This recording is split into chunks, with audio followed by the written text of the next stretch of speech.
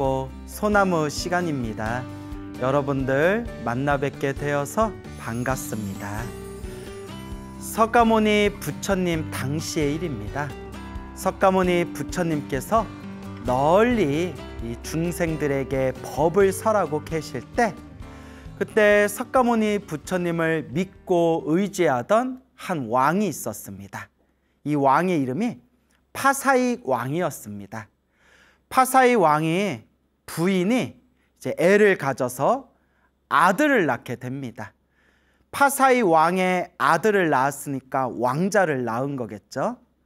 그래서 아들을 낳았는데 아들이 너무나 잘생기고 훌륭하고 아주 좋은 얼굴과 몸을 받은 아주 잘생긴 아들을 낳았는데, 이 아들이 태어날 때부터 가사를 입고 있었다고 합니다. 가사, 스님들이 입고 있는 요 스님들의 승복을 상징하는 옷이 바로 이 가사지 않습니까? 아들을 낳았는데 아주 잘생기고 아주 훌륭하게 생긴 그런 아들을 낳았는데, 아들이 태어날 때부터 가사를 입고 있는 겁니다. 가사를 입고 태어난 것도 깜짝 놀랄 판인데 아들이 말을 하는 겁니다. 가사 입은 아들이 태어나자마자 아버지 어머니한테 말을 하는데, 뭐라고 말을 하냐면, 지금 이 세상에 부처님이 계십니까? 부처님의 제자인 마하가섭 스님, 사리불 스님, 목건련 스님, 이렇게 훌륭하신 제자분들도 부처님과 함께 계십니까? 지금 이 세상에 부처님이 제자분들과 함께 계십니까? 라고 말을 하는 겁니다. 그러니까 아버지 어머니 얼마나 깜짝 놀랐겠어요. 그래서 지금 이 세상에는 석가모니 부처님이 계시고 석가모니 부처님 아래 훌륭한 대덕 스님들께서 함께 계신다라고 이렇게 대답을 합니다.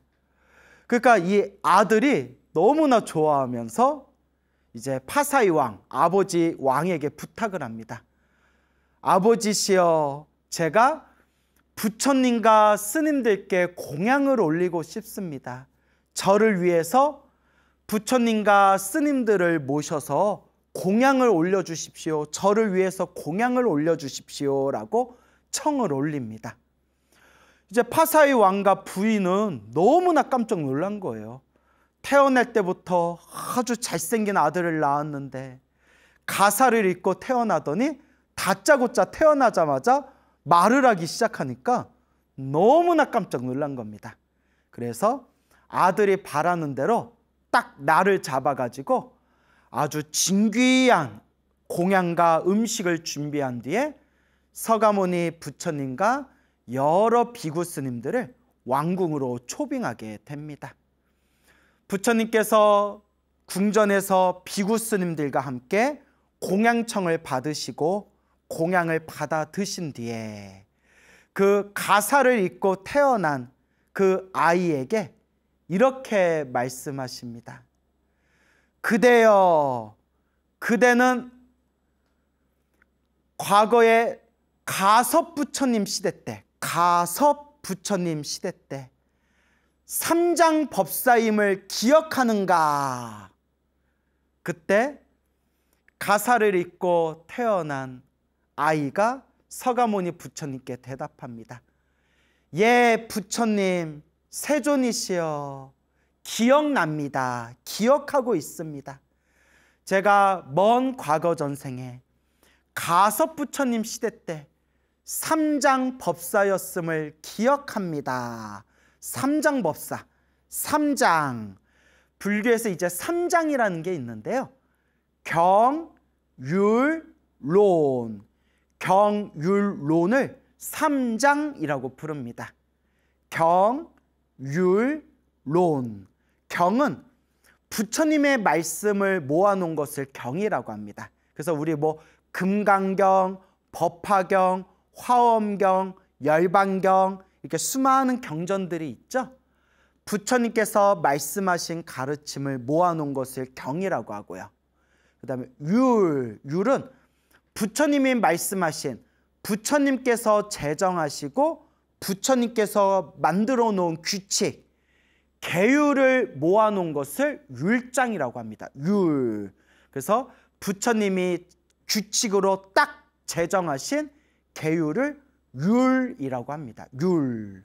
그 다음에 부처님의 제자분들이 부처님의 말씀, 부처님의 가르침을 해석해 놓은 것을 논이라고 합니다. 그래서 경, 율, 논. 그래서 경율론 3장이라고 하고요. 이 부처님께서 말씀하신 경전과 부처님께서 규칙으로 제정해 놓으신 율, 계율과 그리고 부처님의 제자분들이 해석해 놓으신 논, 이 경율론에 통달하고 박학하고 다식하고 그리고 이 경율론을 독송하시는 큰 법사 스님을 삼장법사라고 부르는 겁니다.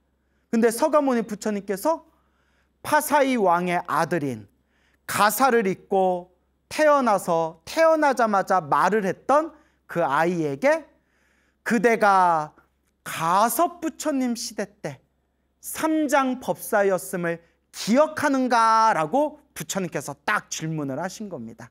그러니까 그 아이가 예, 세존이시여 부처님이시여 기억합니다 라고 대답을 한 거죠. 그때 서가모니 부처님께서 또 이렇게 말씀하십니다. 어머니 모태에 있으면서 평온했는가 편안했는가? 그러니까 이 아이가 예, 어머니 모태 안에 머무르면서 낮과 밤으로 편안했습니다 라고 대답하는 거예요. 모태, 어머니의 태, 자궁을 뜻하는 거예요. 자궁. 그러니까 서가모니 부처님께서 10개월 동안 어머니 자궁 속에 있으면서 편안했느냐. 그러니까 이제 이 삼장법사였다는 이 아이가 예, 어머니 뱃속에 있으면서 낮과 밤으로 편안했습니다 라고 대답하는 거예요. 이게 참 묘한 뜻이 있어요, 여러분. 우리가 불교 공부를 하면 이런 내용이 나와요, 여러분. 살아생전에 수행을 많이 한 사람도 숨이 딱 끊기고 다음 생 몸을 받을 때 자기 전생을 싹 잊어버린대요. 이제 불교 공부하다 보면 책에 그런 내용이 나와요. 이번 생에 수행을 많이 했던 사람도 도인이라고 불렸던 사람들도 다음 생 새로 몸 받을 때 전생을 싹 잊어버리고 또 다음 생 다시 사람으로 태어날 때 어머니 뱃속에 자궁 속에 10개월 동안 머무르면서 전생을 싹 잊어버리게 된대요. 그리고 또 어머니 뱃속에서 자궁 속에서 10개월 동안 과거 전생을 다 기억하고 있다가 어머니 뱃속에서 응애 하고 태어날 때 또 전생을 싹 잊어먹게 된대요. 그리고 또 어떤 사람은 수행을 많이 한 사람은 어머니 뱃속에 10개월 동안 머무를 때에도 과거 전생을 기억하고 있고 어머니 뱃속에서 응애 하고 나올 때에도 전생을 다 기억하고 있다가 점점 자라나면서 보고 듣고 생각하고 말하고 이런 분별망상이 자꾸 생기면서 마음에 때가 생겨서 전생을 싹 잊어버리게 된다. 뭐 이런 내용들을 옛날 큰 스님들 법문을 보다 보면 그런 내용이 나옵니다. 그러니까 서가모니 부처님께서 어머니 뱃속에 자궁에 10개월 동안 머물렀을 때 편안했느냐? 예, 부처님. 어머니 뱃속에 10개월 동안 머무르면서 낮과 밤으로 편안했습니다 라고 하는 것은 어머니 뱃속에 10개월 동안 머무르고 있으면서도 과거 전생을 잊어버리지 않고 수행의 힘을 그대로 유지하면서 어머니 자궁 속에서 편안하게 10개월을 머무르다가 응애하고 이제 태어났다. 뭐 이제 이런 내용으로 해석해 볼 수가 있겠죠. 그러니까 엄청 수행을 많이 한 아이였나 봐요.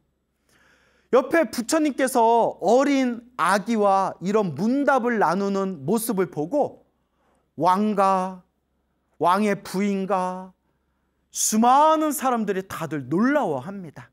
그때 파사이 왕과 그 아이를 낳은 파사이 왕의 부인이 부처님께 합장하고 공경 예배 올리며 이렇게 여쭈어 봅니다.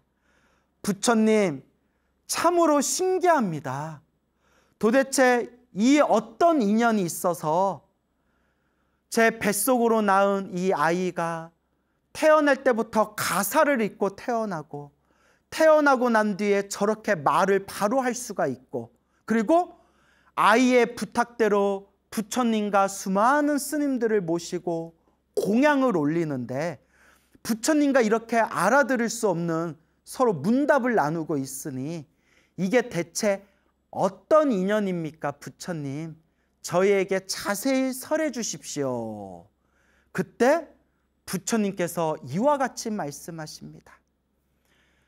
자기 자신이 지은 선업은 오랜 시간 백겁이 지나도 사라지지 않으니 그 선업의 인연 때문에 오늘 이와 같은 과보를 받은 것이라네. 참 좋은 뜻이죠. 내가 지은 선업은 오랜 시간이 지나도 결코 없어지지 않는다. 내가 스스로 지었던 그 선업의 인연이 있기 때문에 지금 이와 같은 결과가 펼쳐진 것이다.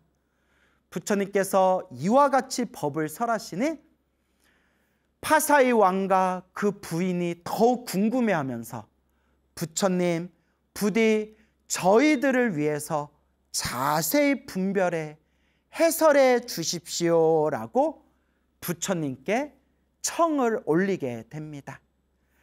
그때 부처님께서 다음과 같이 말씀하십니다. 그대들이여, 지금부터 이 아이의 과거 전생의 인연을 자세히 설할 터이니 부디 귀를 열고 자세히 듣도록 하여라. 그리고 부처님께서 머나먼 과거 전생의 이야기를 들려주십니다. 머나먼 과거 전생에 석가모니 부처님이 세상에 출현하시기 훨씬 이전에 가섭이라는 부처님께서 세상에 출현하셨습니다. 가섭 부처님께서 세상에 출현하셔서 널리 중생들에게 법을 설하고 계실 때 어느 날 가섭 부처님께서 수많은 비구 스님들과 함께 어느 나라에 이제 들어가시게 됩니다. 그 어느 나라에 딱 들어가게 되었을 때 그 나라의 왕이 멀리서 가섭 부처님과 비구 스님들께서 이 나라에 오셨다라는 이야기를 듣고 가섭 부처님과 수많은 비구 스님들을 왕궁의 공양청을 모시고 그렇게 극진하게 대우를 하면서 공양을 올렸다고 합니다. 부처님께서 수많은 비구 스님들과 함께 왕이 올린 공양을 잘 드시고 난 뒤에 공양을 올린 왕과 수많은 사람들을 위해서 법을 설하십니다. 그래서 우리 부처님 가르침의 전통에 의하면 불자들은, 신도들은 부처님과 스님들께 공양을 올리고 부처님과 스님들은 공양을 받아 드시고 난 뒤에 그 불자들과 신도들을 위해서 법을 설해 주십니다. 그래서 이것을 경전이나 경전의 해설서에서 보면 제가 신도들은 부처님과 스님들에게 물질적인 공양, 의, 식, 주, 물질적인 공양을 올리고 부처님과 스님들은 그 신도들을 위해서 법공양, 법의 공양을 내려주신다. 법공양을 내리신다. 이제 이런 식의 설명이 나오고 있습니다. 그래서 우리 부처님도 전통에 의해서 공양을 잘 받아 드시고 난 뒤에 왕과 그 자리에 있는 수많은 사람들을 위해서 부처님께서 법을 설하십니다. 그 자리에 있던 수많은 사람들이 부처님의 법을 듣고 나서 다 함께 크나큰 기쁨을 이제 누리게 됩니다. 그런데 그때 왕의 하나뿐인 아들이 있었는데, 왕의 이제 외아들이 있었는데, 왕의 아들이고 그 왕국의 태자였던 선생, 이름이 선생입니다. 선생이라는 왕자가 있었습니다. 왕자가 그 자리에서 부처님의 설법을 듣고 엄청난 감동과 기쁨과 희열을 느끼게 됩니다. 그리고 부처님과의 공양이 다 마치고 난 뒤에, 부처님의 법문을 다 듣고 난 뒤에 며칠 동안 고민하던 이 왕자가 아버지인 왕을 찾아가서 이렇게 청을 올립니다. 아버지 부왕이시여, 저에게 소원이 있습니다. 저의 소원을 들어주십시오. 오 왕자여, 나의 하나뿐인 아들이여, 그대가 원하는 소원은 무엇이든 들어주겠다. 그래, 소원이 무엇이냐? 선생이라는 이름을 가진 이 왕자가, 왕태자가 아버지에게 이와 같이 청을 올립니다. 아버지, 머리 깎고 출가해서 가섭부처님의 제자가 되고 싶습니다. 제가 머리 깎고 출가해서 비구 스님이 될 수 있도록 허락하여 주십시오. 와, 사실 왕자면, 그 당시 머나먼 과거의 왕자면 하고 싶은 거 실컷 할 수 있고 부귀영화를 누리는 존재잖아요. 그런데 다 필요 없다는 거예요. 저는 진리의 길을 걷고 싶습니다. 오 부왕이시여, 제가 머리 깎고 출가할 수 있도록 허락해 주십시오. 그때 아버지 왕이 정색을 하면서 말을 합니다. 안 된다. 안 된다. 너는 나의 하나뿐인 아들인데 내 뒤를 이어서 이 왕국의 왕이 되고 널리 백성들을 잘 보살펴야 할 책임과 의무를 가지고 있는 왕자인데, 네가 머리 깎고 출가를 한다면 훗날 이 왕국을 누가 다스리겠느냐. 절대 안 된다라고 거절을 하게 됩니다. 안 된다. 아버지 출가하고 싶습니다. 안 된다. 아버지 저 출가하고 싶습니다. 절대 안 된다. 이렇게 아버지의 허락을 받지 못하게 됩니다. 야, 이런 내용 보면 막 가슴에 감동이 와요. 저 바깥 세상에 수많은 욕심 많은 사람들은 꾀죄죄 조그만 그 이익관계 때문에 살고 죽고 온갖 욕심과 욕망을 추구하면서 혼탁하게 살아가는 수많은 사람들이 많은데, 저는 진리의 길을 걷고 싶습니다. 저는 깨달음의 길을 닫고 싶습니다. 왕자의 지위를 놓아버리고 저는 아무런 미련과 집착 없이 머리 깎고 출가해서 부처님의 제자가 되겠습니다. 자기가 가지고 있는 모든 부귀영화를 다 버리고 오로지 진리의 길을 걷기 위해서 무소유의 길을 걷겠다. 머리 깎고 출가해서 오직 진리의 길을 걷겠다. 와, 얼마나 멋있습니까? 참 이런 마음 내기가 어렵습니다. 정말 부처님 말씀 따나 수없는 과거 전생에서부터 닦고 닦았던 차악한 뿌리, 성근이 있어야만 이와 같은 마음을 낼 수가 있다라는 것을 우리가 명심해야 됩니다. 너무나 출가하고 싶었던, 너무나 가섭부처님의 제자가 되고 싶었던 이 왕자가 단식에 들어갑니다. 하루, 이틀, 사흘 그렇게 곡식을 끊어버리고 물도 마시지 않고 일주일째 단식에 들어갑니다. 마지막 7일째 되었을 때 수많은 신하들이 왕에게 찾아가서 이와 같이 말합니다. 왕이시여, 지금 왕자가 7일 동안 아무것도 먹지 않고 단식을 하고 있습니다. 저러다 몸을 크게 상하고 저러다가 혹 목숨에까지 위험이 올까 봐 참으로 두렵고 걱정이 됩니다. 살아있는 사람이 중요하지 저러다가 죽으면 그 얼마나 슬프고 가슴 아픈 일입니까? 그냥 왕자의 소원을 들어주십시오. 왕이 곰곰이 생각을 한 뒤에 아무리 그렇다 하더라도 우리 왕자의 목숨이 더 귀중하지. 왕자가 저토록 머리 깎고 출가하기를 원한다면 왕자의 소원을 들어줘야 되겠구나. 그리고 이제 왕자를 부릅니다. 7일 동안 단식을 했던 왕자를 부른 뒤에 이와 같이 이야기합니다. 왕자여, 그대의 출가를 허락해 주겠다. 단 조건이 있다. 가섭부처님의 경, 율, 론 3장, 가섭부처님의 가르침을 경, 율, 론 3장을 모두 외우고 모두 통달할 수 있다면 왕자의 출가를 허락해 주겠다. 그리고 머리 깎고 출가한 뒤에 경, 율, 론 3장을 다 외우고 통달하기 전까지는 나를 찾아오지 말아라 라고 왕자의 출가를 허락해 줍니다. 왕자는 아버지인 왕과 굳게 약속을 하고 드디어 머리 깎고 출가해서 가섭부처님의 제자가 됩니다. 그때 비구스님이 된 이 왕자는, 그래서 왕자의 이름이 선생이었잖아요.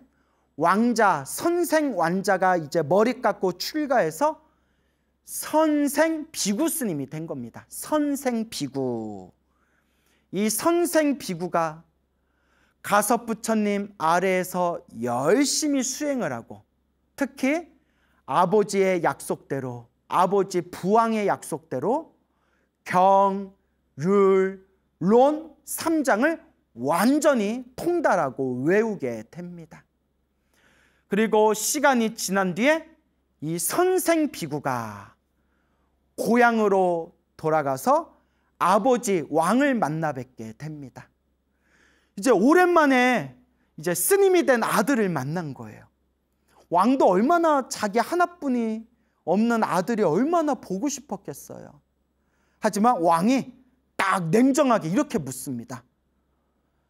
그대여, 비구 스님이여, 출가를 할 때 부처님의 경, 율, 론 3장을 다 외우고 통달하지 않으면 내 얼굴을 보러 오지 말아라 라고 이야기를 했는데 지금 아버지인 나를 찾아온 것은 그 약속을 지킨 것입니까? 그때 선생 비구가 이와 같이 이야기합니다.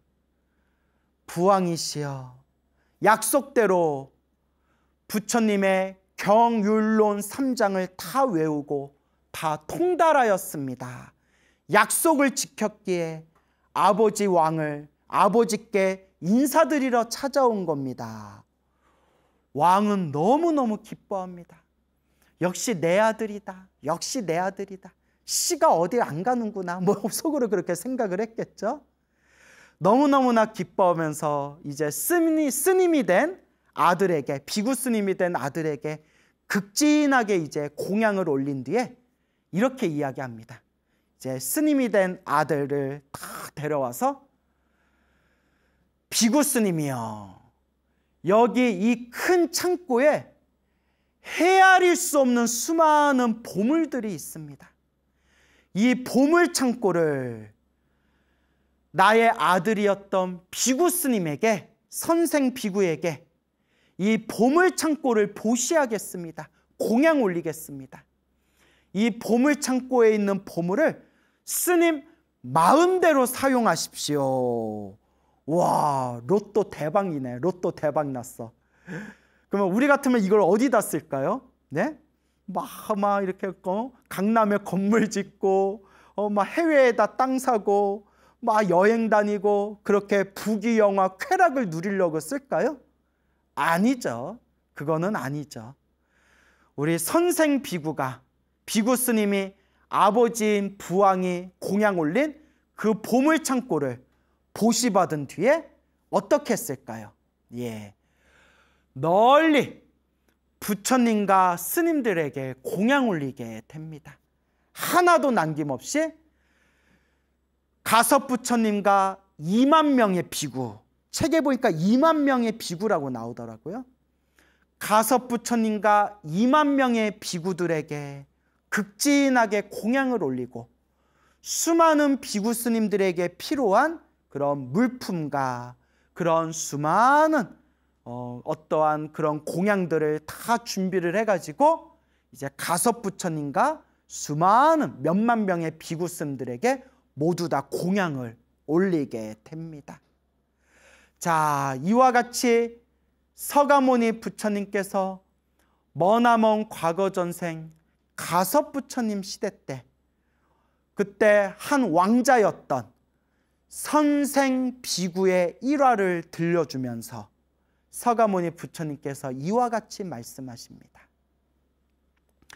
그 선생 비구는 머리 깎고 출가해서 가섭 부처님 아래에서 경, 율, 론 3장을 완전히 외우고 통달하였으며 헤아릴 수 없는 보물창고를 활짝 열어서 부처님과 수많은 스님들께 여법하게 법답게 공양을 올렸습니다.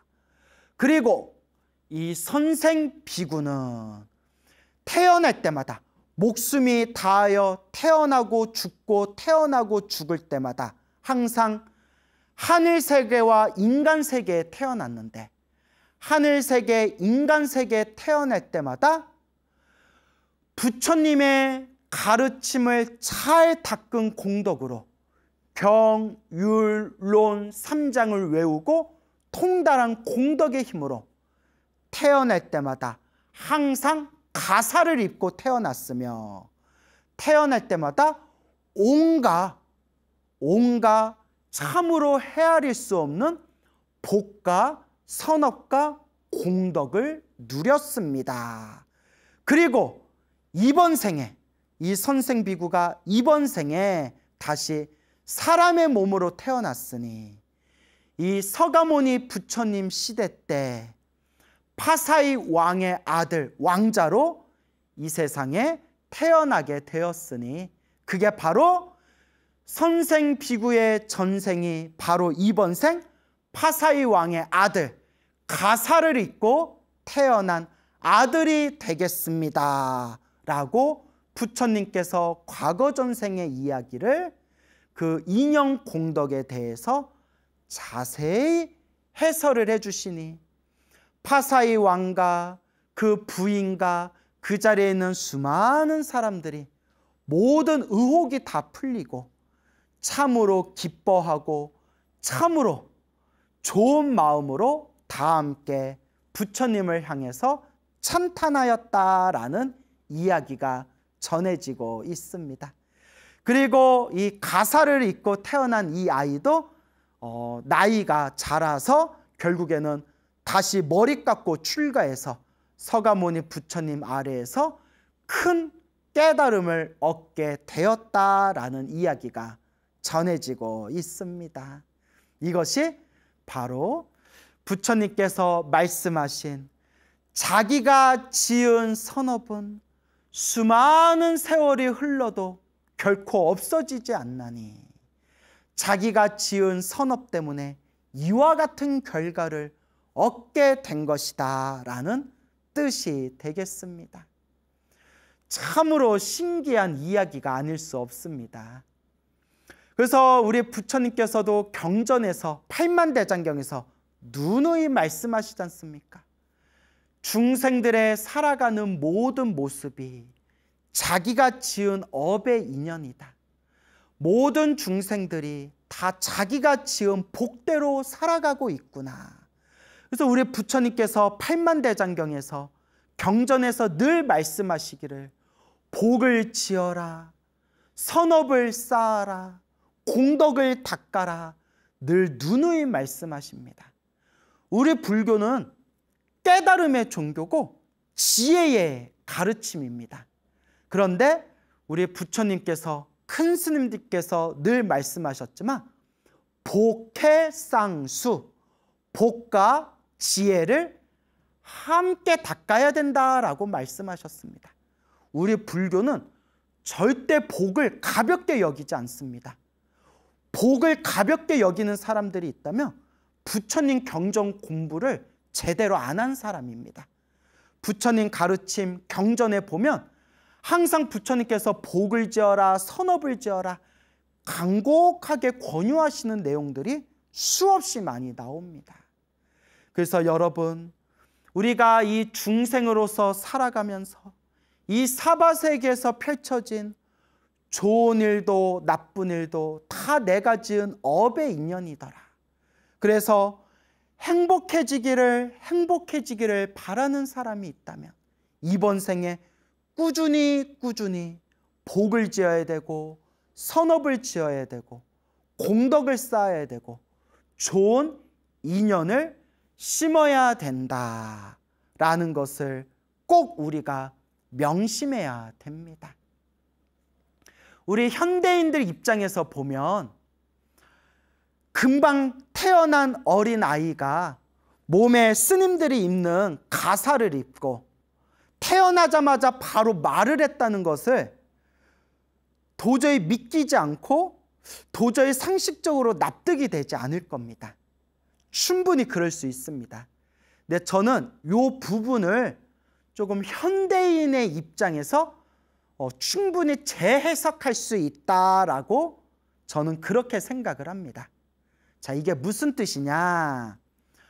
과거 전생의 가섭부처님 시대 때 머리 깎고 출가해서 경, 율, 론 3장을 통달하고 또 보물창고를 보시받았을 때 하나도 아까워하지 않고 보물창고를 널리 열어가지고 수많은 스님들과 가섭부처님에게 여법하게 법답게 공양을 올렸다라고 그렇게 복과 지혜를 닦은 이야기가 나오지 않습니까?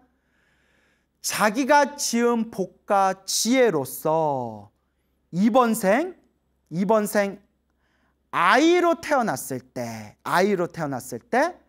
첫째, 정말 세상에 비교할 게 없을 정도로, 비교할 바가 없을 정도로 아주 잘생기고 훌륭한 몸을 받았다. 이게 첫째였고요. 둘째, 태어날 때부터 가사를 입고 태어났다. 이게 둘째였고요. 셋째, 태어날 때부터 말을 하기 시작했다. 말을 잘했다. 이게 세 가지가 되지 않습니까? 얼마든지 현대적인 입장에서 재해석이 가능합니다. 무엇인가 하면, 자, 일단 첫 번째, 태어날 때 가사를 입고 태어났다. 스님들이 입는 이 가사를 입고 태어났다라는 의미는 태어날 때부터 과거 전생에서부터 부처님과 부처님의 가르침과 인연이 깊은 아이다라고 해석할 수가 있는 겁니다. 우리가 이번 생에 태어나서 살아가는 모든 모습이 과거 전생에 지었던 자신의 업의 인연이라고 했지 않습니까? 그러니까 아이가 태어날 때부터 요 가사를 입고 태어났다라는 상징적인 의미는 이 아이가 이미 과거 전생 가섭부처님 시대 때부터 수행을 아주 많이 한 스님이었고 부처님의 가르침과 인연이 깊은 아이다라는 것을 표현하기 위해서다. 그래서 태어날 때부터 가사를 입고 태어났다라고 해석할 수가 있는 거고요. 둘째, 태어날 때부터 말을 잘했다. 태어나자마자 바로 말을 술술했다라는 것은 태어나기를 지혜롭고 총명하였다. 이렇게 이제 해석할 수가 있는 겁니다. 태어날 때부터 타고나기를 지혜롭고 총명하기 때문에 아주 머리가 똑똑하고 말을 논리적으로 아주 말을 잘하고 아주 지혜롭고 총명한 아이였다라는 걸 상징적으로 표현하기 위해서 태어날 때부터 아이가 말을 할 수 있었다, 이렇게 해석할 수가 있고요. 그 다음에 자, 마지막으로 아주 잘생기고 훌륭한 몸을 받았다라는 것은 우리 불교에서는 이번 생에 잘생기고 좋은 몸을 받은 것 자체가 전생에 복을 많이 지었다라고 표현을 하고 있습니다. 이건 제 얘기가 아니에요. 부처님 경전에도 다 나오는 이야기입니다. 물론 겉모습에 집착하면 안 되지만, 겉모습이 전부는 아니지만 전생에 공양을 많이 올리고 부처님께 절을 많이 하고 화를 내지 않고 자비로운 마음을 많이 가진 사람이 다음 생 몸을 받을 때 아름답고 좋은 몸을 받는다라는 내용이 실제로 경전에 많이 나옵니다. 그래서 이 아이가 태어날 때부터 아주 잘생기고 좋은 몸을 받았다라는 것이 요새 우리말로 하면, 그냥 우리말로 하면 참 관상이 좋았다, 관상이 참 좋구나, 태어나기를 전생에서부터 복을 많이 짓고 태어난 관상이구나, 이런 식으로 얼마든지 재해석할 수가 있습니다. 여기서 우리가 명심해야 되는 것은 부처님께서 늘 말씀하셨던 내가 지은 업보대로 사는구나, 내가 지은 인연법대로 살아가는구나, 그 큰 스님들께서 항상 말씀하신 중생은 다 자기 복대로 살아가는구나 라는 것을 명심해야 됩니다. 우리는 부처님의 가르침을 공부하면서 귀로만 듣고 머리로만 따져서는 안 됩니다. 제가 늘 말씀드리지만 부처님의 가르침은 지식의 종교가 아닙니다. 백날 지식으로 불교 공부를 한다면 불교 철학자들은 벌써 다 성불했을 겁니다. 불교는 지식의 종교가 아닙니다.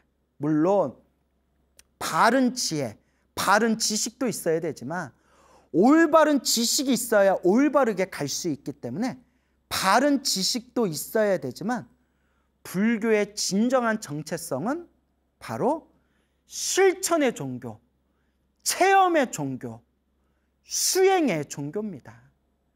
귀로 듣고 머리로 따지는 것은 반드시 한계가 있습니다. 그래서 여러분 꾸준하게 닦아나가야 됩니다.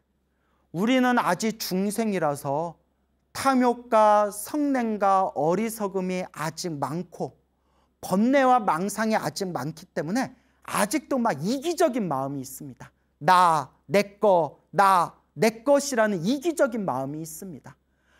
그런 이기적인 마음이 없고 번뇌망상 없고 탐진치가 없었으면 우리 벌써 다 성불했죠. 하지만 우리는 탐욕과 성냄과 어리석음, 과거 전생에서부터 지었던 수많은 업보와 업장, 요 이기심이 있기 때문에 꾸준히 닦아나가야 됩니다. 그리고 내 형편껏, 딱 내 능력껏, 내 형편껏 자꾸 복을 짓고 선업을 짓고 공덕을 닦을 수 있도록 노력해야 됩니다. 늘 여러분들께 말씀드리지만 우리가 살아가는 우리 삶의 모습이 다 자기 업의 인연대로 살아간다. 다 자기 복대로 살아간다. 우리 눈으로는 확인할 수 없지만 우리 시작 없는 과거 전생에서부터 그 수많은 윤회의 흐름 속에서 내가 지었던 업의 인연대로 살아가고 있구나. 그렇다면 지금 우리는 어떤 업의 인연을 심고 있는가? 나는 지금 이 순간 어떤 복과 선업과 공덕을 닦고 있는가? 불자로서, 부처님의 제자인 불제자로서 냉정하게 자기 자신을 바라보면서 올바른 불자의 길을 꾸준히 걸을 수 있도록 노력해야 할 것입니다.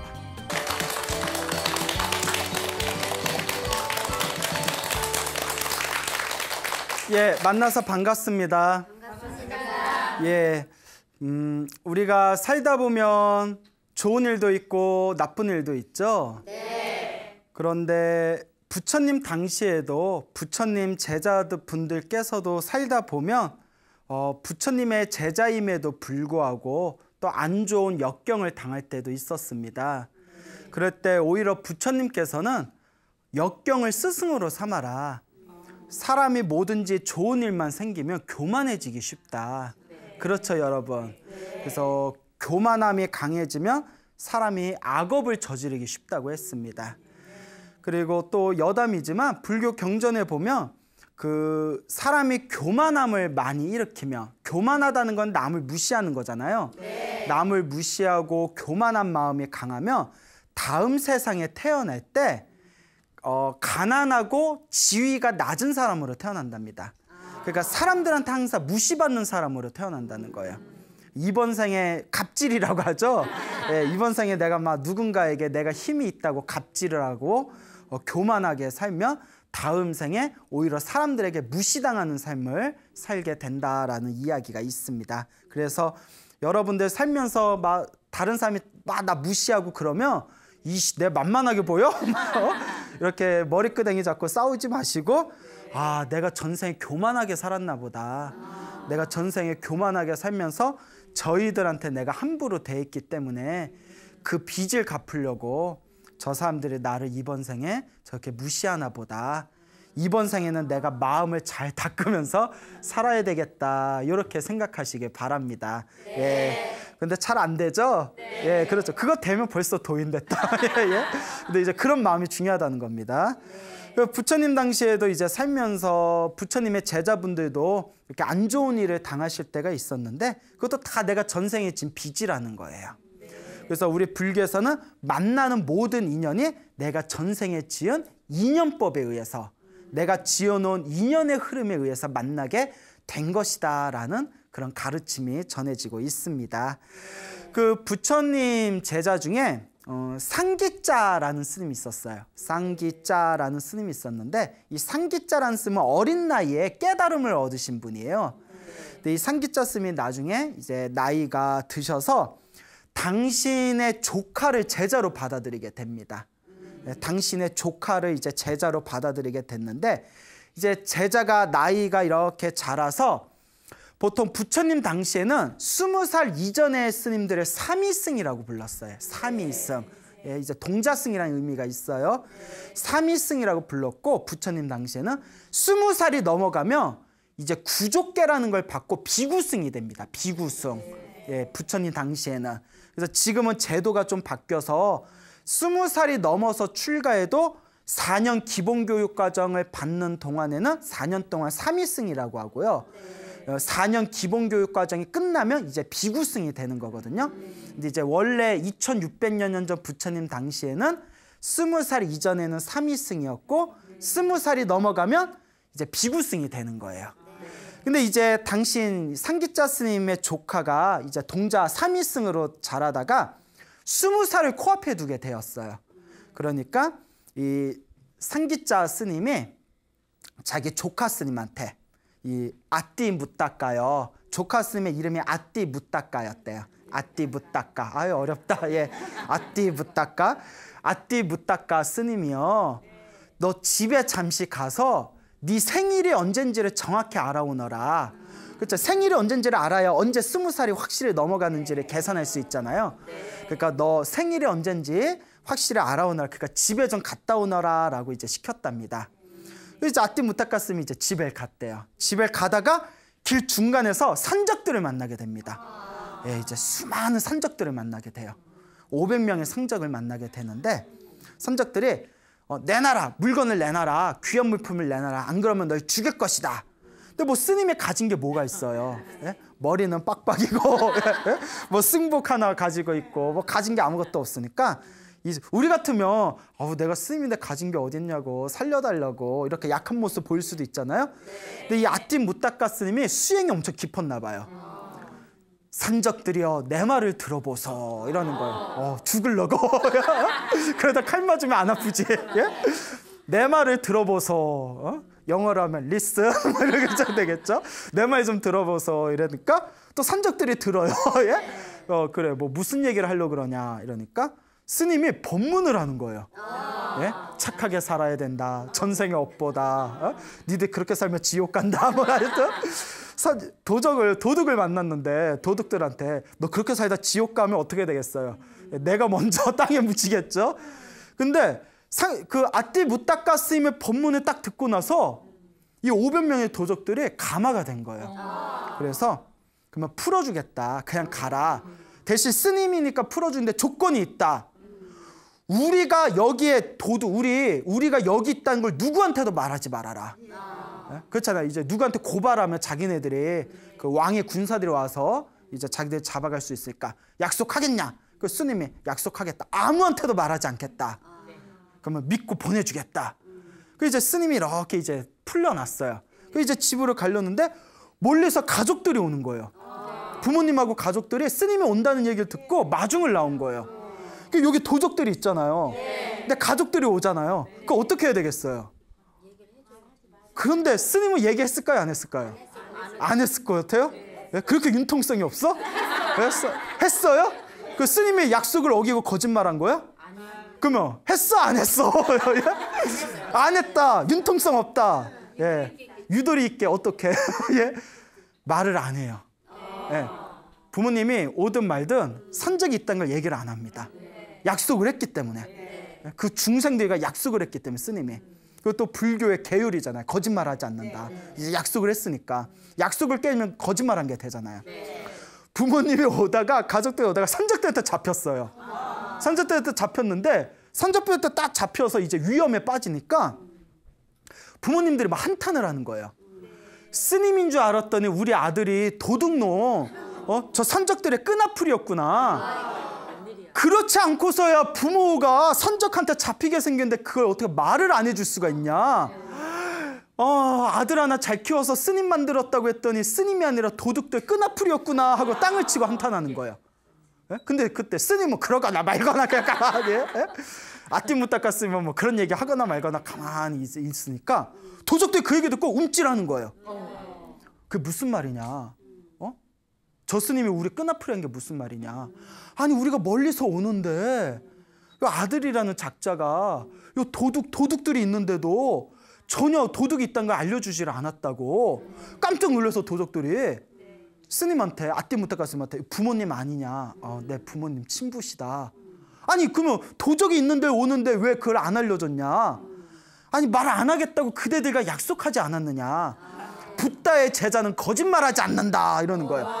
산적들이 그 자리에서 가슴이 우두두두두두. 이걸 전문 용어로 감동의 도가니탕이라고 하죠. 예? 그 감동의 도가니탕에 빠져버린 거예요. 예? 예? 무릎이 아플 때 뭘 먹어요? 예? 도가니를 먹어라 뭐.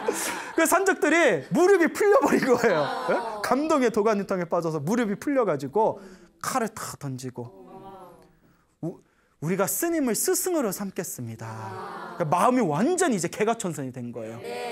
스님은 정말 성인이십니다. 스님의 제자가 되겠습니다. 우리를 제자로 받아들여 주십시오.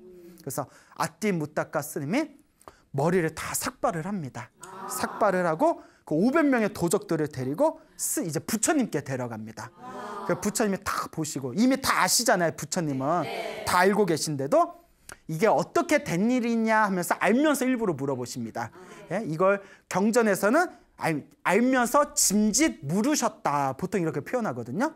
아시면서도 짐짓 물어보셨다. 이게 어떻게 된 일이냐.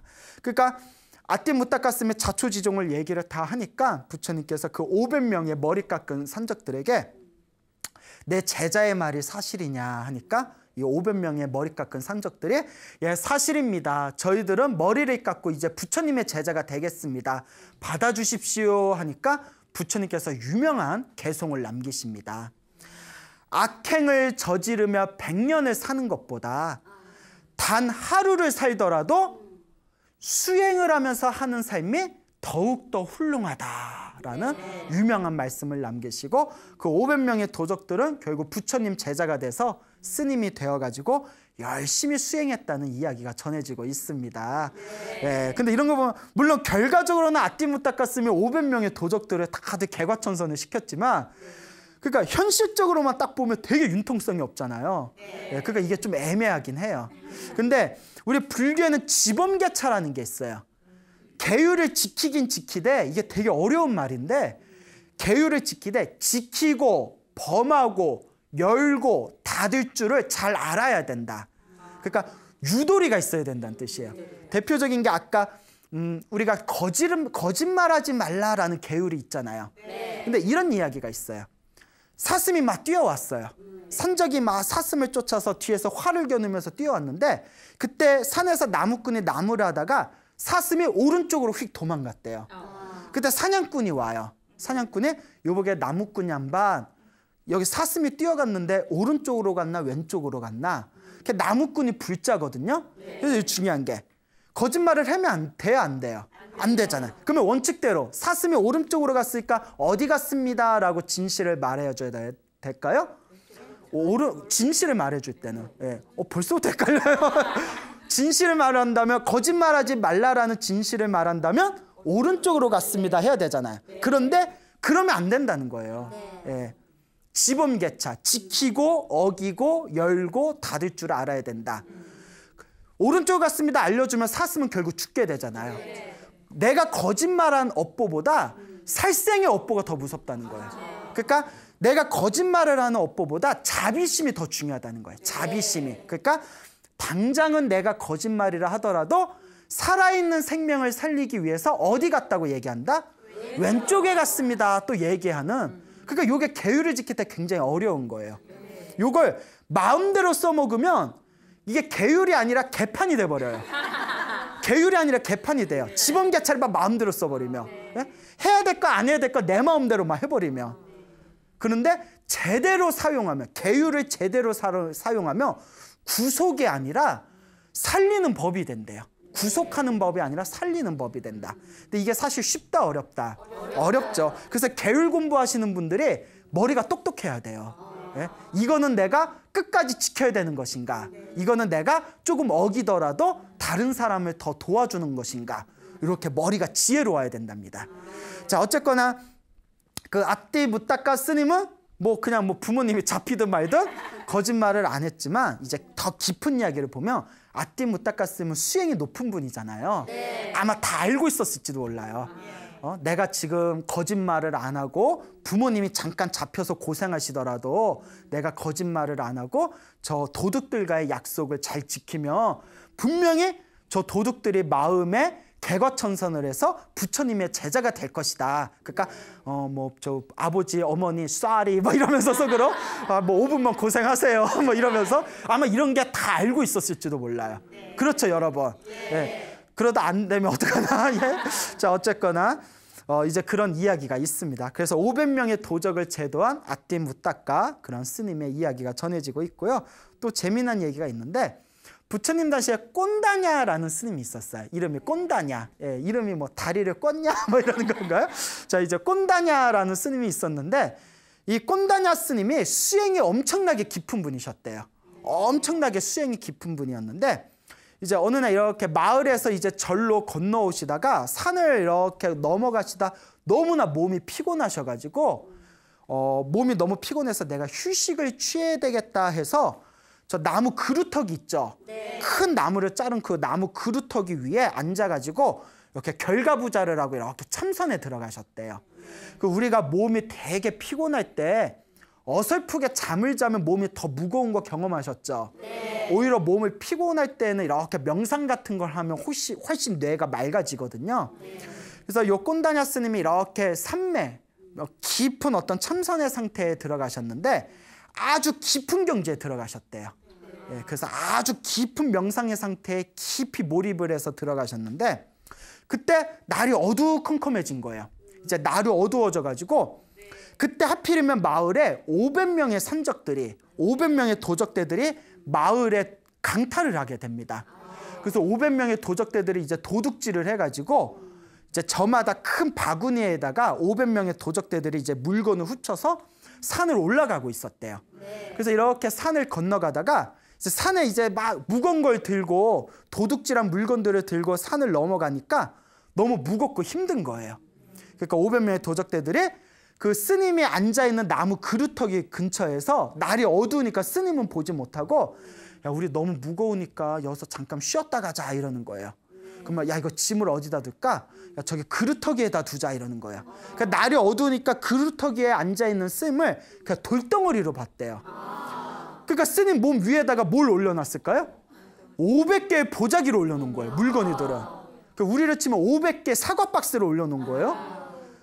광우 스님 몸 위에 500개 사과 박스를 올려놓으면 어떻게 될까요? 예, 전문 용어로 짜부라진다라고 하죠. 이렇게 짜부라져 버리잖아요. 예? 근데 스님 몸 위에다가 500개의 보자기를 올려놨는데 이런 얘기가 있어요. 참선을 해서 깊은 산매에 들어가면 불에 타지도 않고, 예? 물에 익사당하지도 않고, 물과 불이 침범할 수 없고 완벽하게 몸을 보호하게 된대요.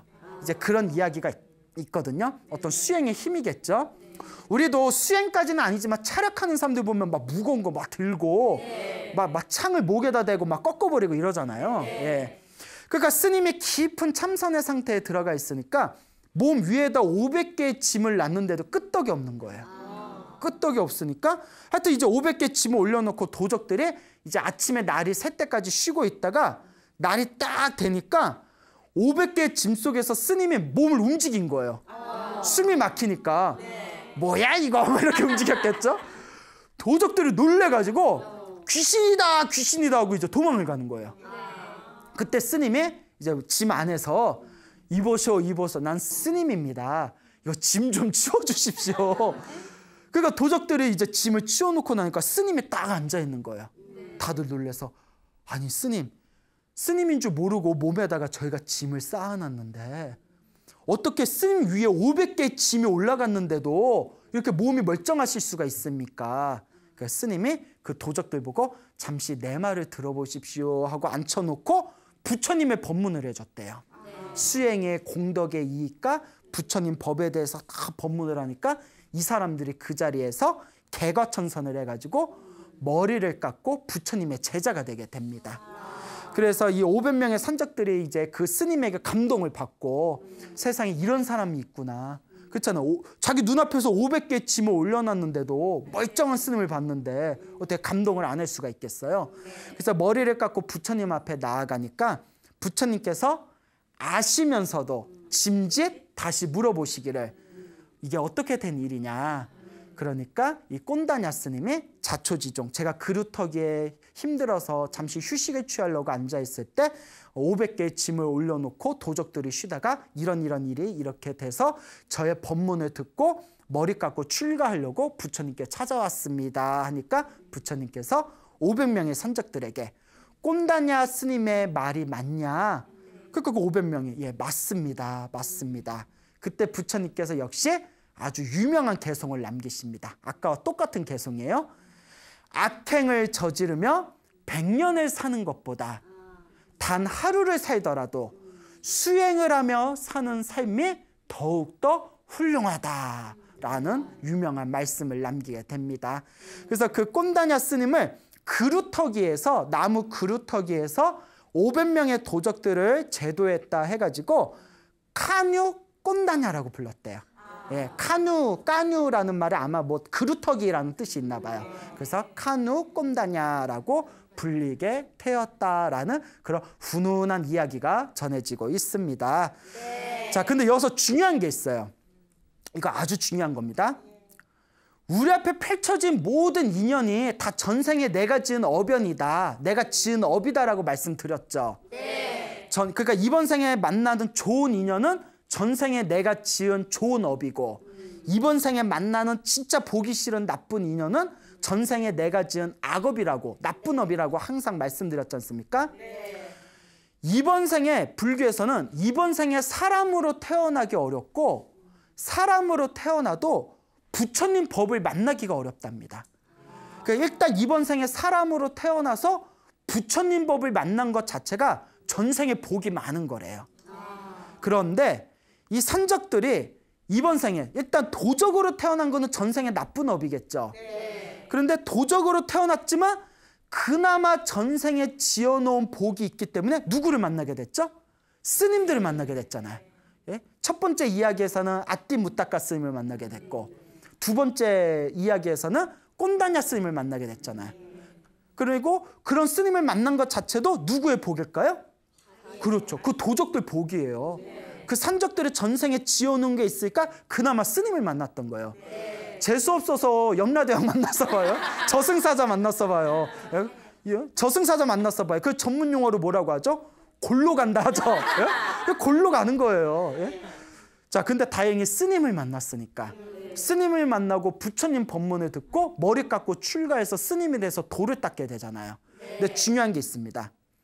전생에 또 지어놓은 게 없으면, 전생에 내가 지어놓은 선업이 없으면 아무리 좋은 이야기를 해줘도 알아듣는다, 못 알아듣는다? 못 알아듣죠. 못 알아듣습니다. 아무리 좋은 얘기를 해줘도 전생에 업장이 두꺼운 사람들은 아무리 좋은 얘기를 해줘도 속으로 니나 잘해라 이래요. 니나 잘해라. 그렇잖아요. 아무리 좋은 얘기해도 못 알아들어요. 그래서 나온 유명한 얘기 있잖아요. 우이 독경. 예? 무슨 말인지 뭐 우이동에 뭐 그게 아니라 우이동에 있는 사찰에서 독경을 한다 이런 뜻이 아니라 소귀에 경을 읽는다. 소는 전생의 업장이 두꺼워서 어리석은 소로 태어난 거잖아요. 어리석은 소한테는 아무리 부처님 말씀을 들려줘도 당장 알아들어요, 못 알아들어요? 예, 그와 같이 부처님 법문을 듣고 그 자리에서 마음이 맑아져서 야, 우리 머리 깎고 출가하자라고 마음을 낼 수 있는 것 자체가 누구 복일까요? 그렇죠. 그 산적들, 500명의 산적들이 전생에 그래도 성근이 있었다는 증거예요. 전생에 그래도 나쁜 짓을 한 악업 때문에 이번 생에 도적으로 태어났지만 그래도 또 전생에 닦은 선업과 공덕이 있었기 때문에 이번 생에 스님을 만나서 마음의 개과천선을 해가지고 부처님 제자가 될 수 있었던 거예요. 그 내 앞에 펼쳐진 좋은 일도 나쁜 일도 다 내가 지은 업이에요. 어떤 의미에서 보면 우리보다 그 도적들, 500명의 도적들이 우리보다 더 복이 많을 수도 있어요. 근데 500명의 도적들은 부처님 직계제자가 되잖아요. 우리는 기껏해야 부처님 돌아가시고 2600년이 지난 지금 겨우 부처님 가르침을 책으로 만난 거잖아요. 그러니까 사실 누가 더 복이 많겠어요? 그렇다고 도적이 되면 안 돼요.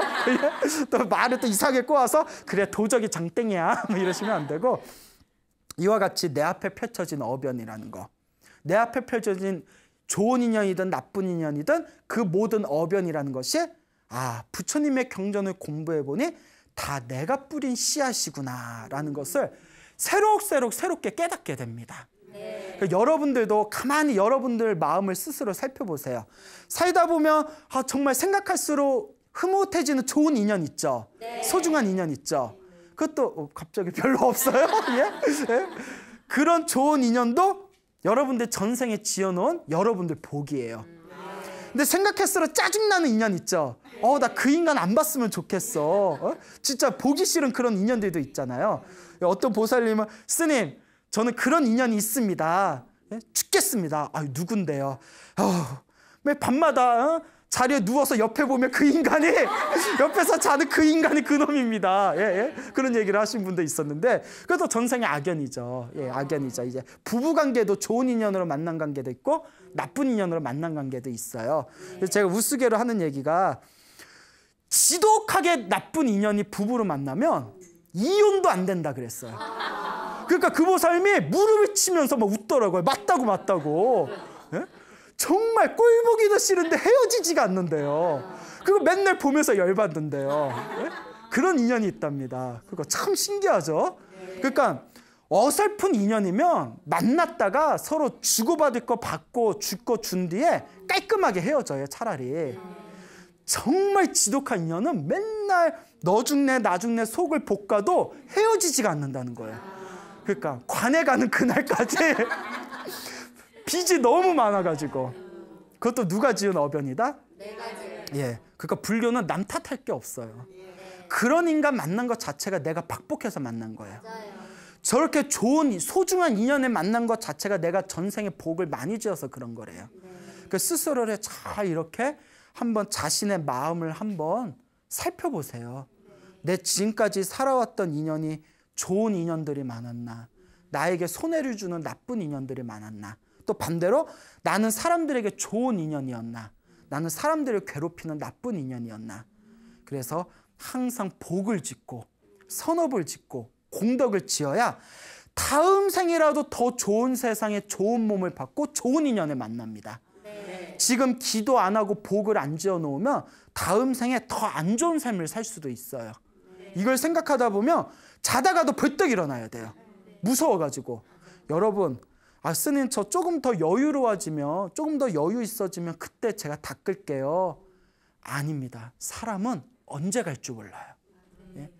여러분, 제가 여러분들보다는 제가 젊을 수도 있어요. 저보다 젊은 분들도 몇 분 계시겠지만, 그런데 올 때는 순서가 있어도 갈 때는 순서 있다 없다? 없어요. 언제 갈 줄 몰라요. 한 방에 훅 갈 수도 있어요. 예. 그러니까 내일인지 갈지 내일 모레 갈지 몰라요. 그러니까 지금 당장 복을 지어야 돼요. 지금 당장 연불, 나무아미타불, 관세음보살, 지장보살 연불 한번 더 해야 되고, 지금 지갑에 돈 1,000원이 있으면 100원이라도 누군가를 위해서 베풀어야 돼요. 그게 다 누구의 복으로 돌아온다? 나의 복으로 돌아온다. 내가 지은 업은 다음 세상에라도 반드시 내가 받는다는 인과 업보를 믿는 분들이라면 지금 당장 기도하고 복 짓는 것을 게을리할 틈이 없습니다. 아시겠죠, 여러분? 그러니까 열심히 기도하고 복을 지어야 됩니다. 그래서 그 금방 말씀드린 500명의 선적들도 전생에 나쁜 업을 지었기 때문에 이번 생에 도적들이 된 거지만, 또 전생에 지어놓은 착한 인연이 있었기 때문에 좋은 스님을 만나서 개가천선하고, 개가천선할 수 있는 마음을 일으켰다는 것 자체가 전생에 착한 뿌리가 있다는 거예요. 그래서 개가천선에서 살아있는 부처님을 만나서 부처님의 직계제자가 될 수 있었다는 거, 얼마나 큰 복입니까? 그러니까 우리도 복 짓는 걸 게을리해서는 안 된다라는 것을 머릿속에 여러분들 가슴 깊이 각인하시길 바랍니다. 알겠죠? 네. 이제 우리가 기도를 열심히 하다 보면 살면서 일어나는 어떤 위급한 상황에서 알게 모르게 보호받을 때가 있습니다. 그래서 어떤 불자분들이 기도를 열심히 했더니 큰 사고를 당할 뻔했는데 몸이 크게 안 다쳤다거나, 얘도 물속에 빠져 죽을 뻔했는데 기적적으로 살아났다거나, 큰 사고가 났는데 기적같이 그걸 피했다거나, 그런 이야기가 굉장히 많아요. 그래서 제가 소나무에서도 여러 번 말씀을 드렸죠. 그리고 또 재미난 이야기를 준비해 왔는데요. 아주 먼 옛날에 어느 촌에서 살던 그 젊은이가 있었대요. 촌에서 농사를 짓던 젊은이가 있었는데, 어느 날 이렇게 밭에 이렇게 호미질하고 밭을 일구다가 호미 끝에서 뭐가 땡 소리가 나더래요. 퍼걱 땡 소리가 나서 뭐지? 이렇게 했더니 못 가? 못 가기만 땡 소리 안 나겠죠? 예, 그래요. 이렇게 해봤더니 돌덩어리가 있더래요. 그래서 돌이야 하고 파도 끝이 안 나더래요. 한참을 팠더니 어린아이 크기만한 어떤 사람 모양의 흙에 잔뜩 묻은 돌덩어리가 나온 거예요. 그래서 이게 뭔가 싶어가지고 그걸 끙끙 안아서 집에 가져갔대요. 집에 가가지고 깨끗하게 이제 물로 닦았답니다. 물로 닦았더니 관세음보살 석상인 거예요. 관세음보살 석상. 거기 왜 버려졌는지 모르겠지만 관세음보살 석상이니까, 그러니까 이 젊은이가 전생에 불연이 있었는지 보고 너무 마음에 드는 거예요. 그래서 관세음보살을 이렇게 자기 방에 그 상석에 올려놓고 매일매일 기도를 올렸대요. 그래서 확 보면서 관세음보살 밥 먹을 때도 밥 덜어가지고 관세음보살 앞에 놓고 관세음보살님 맛있게 드세요 하고, 그리고 먹을 게 간식 있어도 자기 먹을 거 먹기 전에 먼저 떼가지고 관세음보살님 맛있게 드세요. 또 오늘 하루를 마치고 나서 집에 와서 깨끗이 씻은 뒤에 관세음보살한테 인사하면서 관세음보살님 저 잘 들어왔습니다 인사하고, 남들이 보면 미쳤다 그러죠. 어머 쟤 왜 그래, 외로워서 저러나 이럴 수도 있죠. 맨날 이제 입에로 관세음보살 외우면서 관세음보살을 살아있는 분처럼 모셨대요. 그래서 막 관세음보살을 이렇게 모시니까 어느 날 그 마을에 선적들이 들어왔답니다. 마을에 이제 마적대들이 이렇게 쳐들어왔는데, 이 선적들이 들어와가지고 요 산적이 그 젊은 이제 농사 짓는 그 젊은이를 붙잡아다가 이제 저기 끌고 가가지고 목을 쳤대요. 예, 다 목을 치려고 이제 마적대들이 옛날 마적대들 아주 흉악했잖아요. 목을 딱 치려고 했을 때 우리 같으면 이런 마음 들 수 있을 거예요. 내가 그렇게 관세음보살님을 열심히 모셨는데 관세음보살님이 이런 것도 안 도와주고 서운하다 할 수도 있어요. 그렇죠. 관세음보살 믿어봤자 영험 없구나. 그런데 이 젊은이는 그런 마음을 일으키지 않는 거예요. 관세음보살님 저는 이렇게 떠납니다. 관세음보살 하면서 그 산적의 칼날이 목에 닿는 순간에도 관세음보살을 간절하게 불렀대요. 관세음보살 부르다가 산적이 목을 딱 쳐버렸대요. 목을 딱 쳐버리는 순간 으악! 하고 고함을 지르면서 눈에 딱 떴는데 눈을 딱 뜬 순간 아 여기 저승인가 보다. 저승이 염라대왕이 어디 계시나 저승인가 보다 하고 눈에 딱 떴대요. 근데 자기 방안이더래요. 그 자기가 산적한테 목이 잘렸잖아요. 근데 이게 방안인 거예요. 주변은 조용하고. 그러니까 이제 나중에 이게 꿈인가 생신가 꿈인가 이상하다. 그리고 목이 뻐근해. 그 목이 뻐근하지? 뭔가 해서 방 안에 있는 관세음보살님한테 아유 관세음보살 또 습관처럼 인사드리려고 관세음보살님 제가 참 더러운 꿈을 꿨습니다. 관세음보살님 하고 인사해드리는데 관세음보살이 좀 느낌이 이상하더래요. 뭐가 왜 이러지 하고 딱 봤더니 관세음보살 목에 칼자국이 있는 거예요. 목에 칼자국이 있는 거예요. 그러니까 그 칼을 누가 대신 받아준 거예요? 관세음보살이 그 칼을 받아주시고 그 청년을 살려냈던 겁니다. 믿습니까, 여러분? 예. 자, 이러한 경험이 불교 신앙에 굉장히 많습니다. 예. 그래서 관세음보살님이 대신 칼을 받고 살려주신 이 이야기가 옛날부터 전해지고 있죠. 이 비슷한 얘기가 있어요.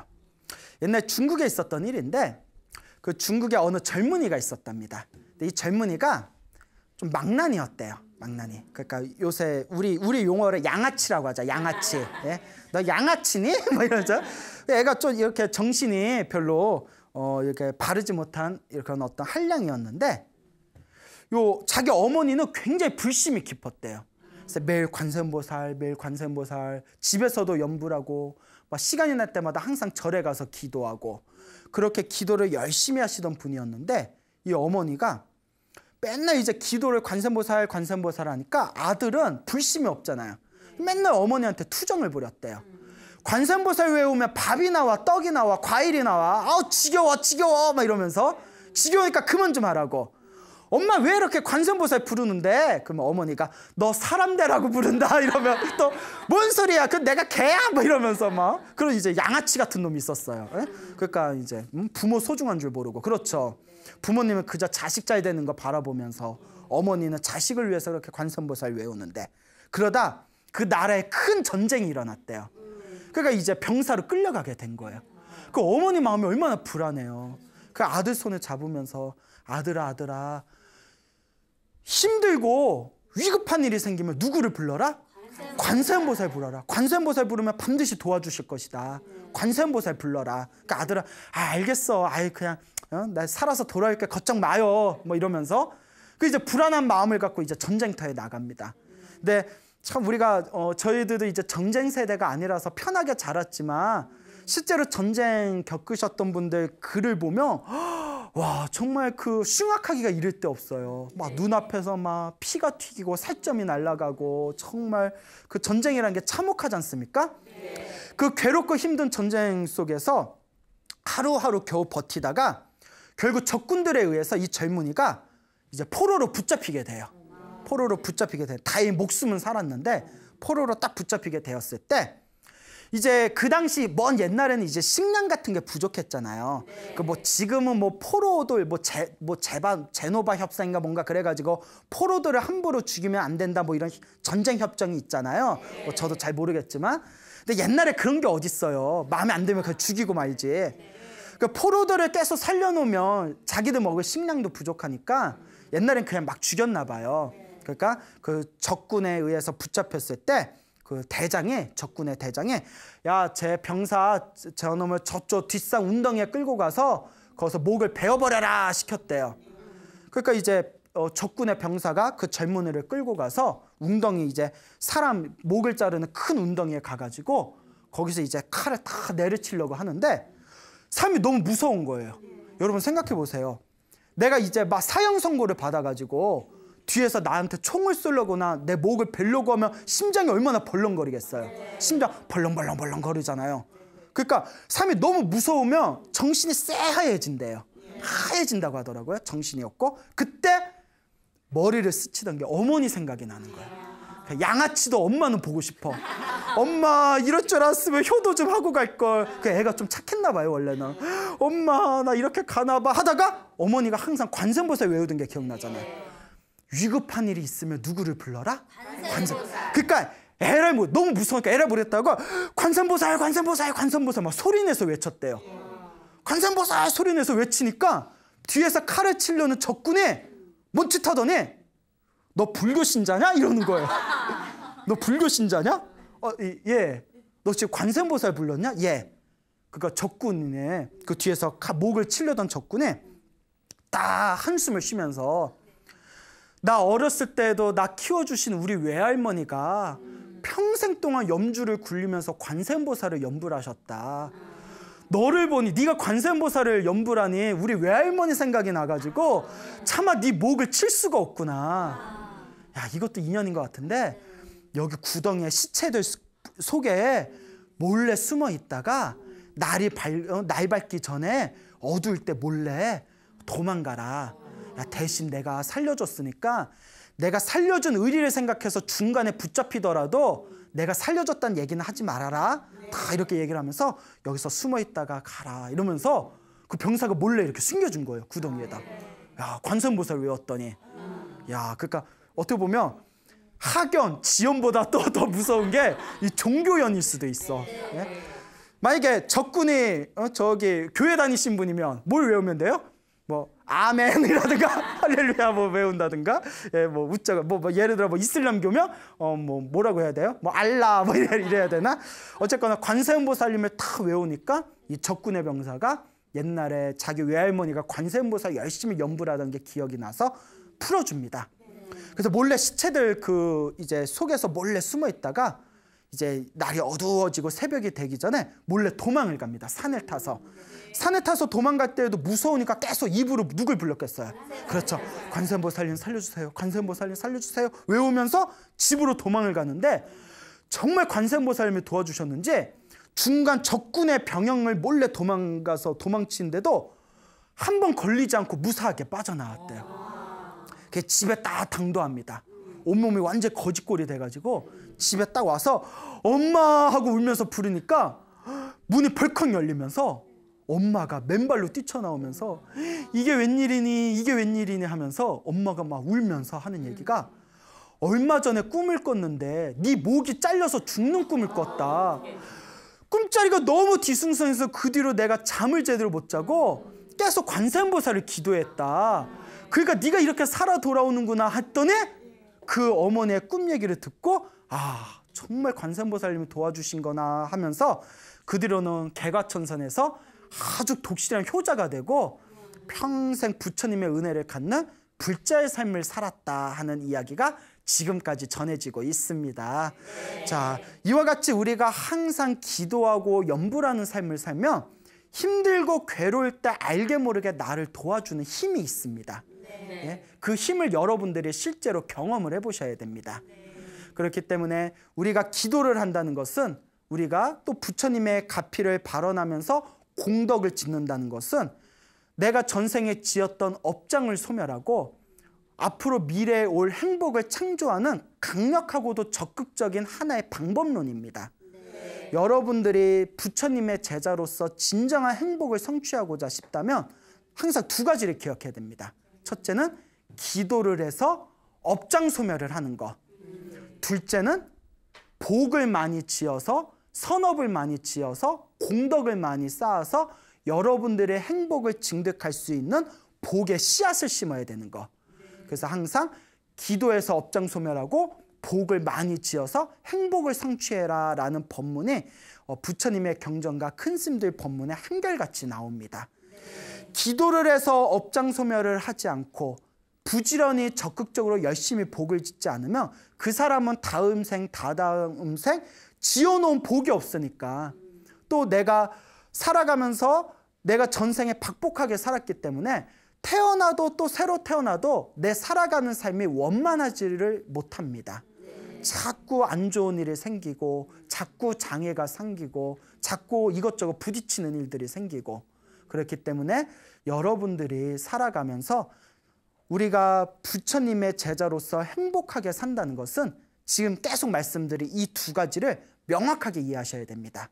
첫째가 기도에서 업장소멸, 두 번째가 복을 지어서 공덕을 쌓는 것. 이 두 가지를 명확하게 이해를 하시고 실천하신다면 말년에도 편안해질 것이고 다음 생, 다다음 생에는 더 큰 복을 받게 됩니다. 그렇기 때문에 항상 기도하는 삶을 사시고 항상 복 짓는 삶을 살아야 된다, 늘 명심하시길 바랍니다. 그리고 여러분들한테 꼭 당부드리고 싶은 게, 전에도 몇 번 말씀을 드렸지만 이제 소나무가 이제 불자분들이 많이 보시나 봐요, 전국에서. 그럼 막 이렇게 전화 상담도 온 거 많이 오세요. 그리고 저는 제가 바쁘기 때문에 멀리서 찾아온다고 하면 오지 말라고 그래요. 어차피 와봐, 그냥 전화로 얘기하시라고. 뭐 포항에서 오시고 부산에서 오시고 뭐 전라도에서 오시고 하면 그분들도 힘들잖아요.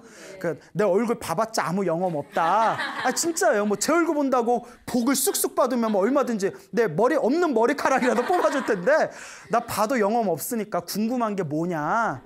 그럼 뭐 기도하는 방법에 대해서 물어보세요. 그러면 항상 기도하는 게 항상 질문이 비슷비슷해요.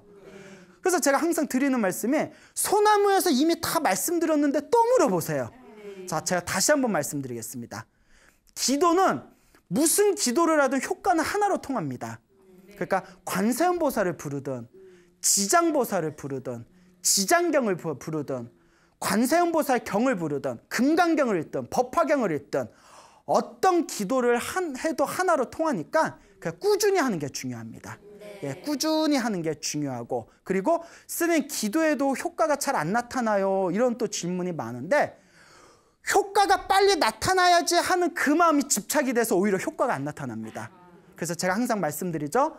전생에 지어놓은 복이 많으면 효과를 빨리 보고, 전생에 지어놓은 게 없으니까 효과가 더디게 나타나는 거예요. 그러니까 아이고 내가 전생에 지어놓은 게 없나 보다, 그러니까 더 열심히 기도해야지라는 마음으로 효과를 빨리 본다, 느리게 본다, 그것조차 신경 쓰지 마시고 오직 한결같은 마음으로 꾸준하게 기도하고 복을 지으시기 바랍니다. 여러분, 행복해지고 싶습니까? 네. 행복한 삶을 창조하고 싶습니까? 네. 복을 지으십시오. 선업을 지으십시오. 공덕을 쌓으십시오. 복과 선업과 공덕의 힘이 여러분들을 진정한 행복의 길로 이끌어 줄 것입니다. 오늘 여기서 마치겠습니다. 소중한 나! 무한 행복!